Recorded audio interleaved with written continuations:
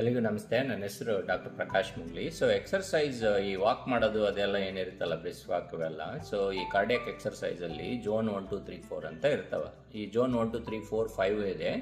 So ಇದು ಹೆಂಗಪ್ಪ calculate ಮಾಡೋದು ಅಂತಂದರೆ, ನಮ್ದು ಈ 220 ನಂಬರ್ ತಗೊಂಡು ನಿಮ್ಮ ಏಜ್ನ ಮೈನಸ್ ಮಾಡಿಬಿಡ್ರಿ. ಅದು ನಿಮ್ದು ಮ್ಯಾಕ್ಸಿಮಮ್ ಹಾರ್ಟ್ ರೇಟ್.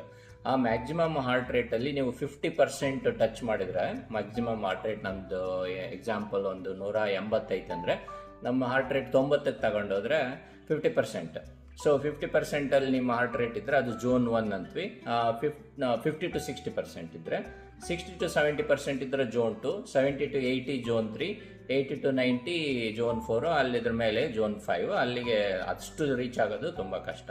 ಸೊ ನಿಮ್ದು ಟಾರ್ಗೆಟ್ ಏನಿರ್ಬೇಕಂದ್ರೆ ಜೋನ್ 2 ಅಲ್ಲಿ ನೀವು ಎಕ್ಸಸೈಸ್ ಮಾಡಬೇಕು. ಫ್ಯಾಟ್ ಬರ್ನಿಂಗ್, ಎಂಡ್ಯೂರೆನ್ಸ್ ಬಿಲ್ಡ್ ಮಾಡಿಕೊಳ್ಳಿಕ್ಕೆ zone 2 is a minimum requirement. Zone 1 ಅಲ್ಲ. ಜೋನ್ 1 ಹೆಂಗಂದ್ರೆ ಕ್ಯಾಜುವಲ್ ಆಗಿ ಮೊಬೈಲಲ್ಲಿ ಮಾತಾಡ್ಕೊಂತ ಅವ್ರ ಹತ್ರ ಮಾತಾಡ್ತಾ casual walk in the park, ಅದರಿಂದ ಏನು ಪ್ರಯೋಜನ ಇಲ್ಲ.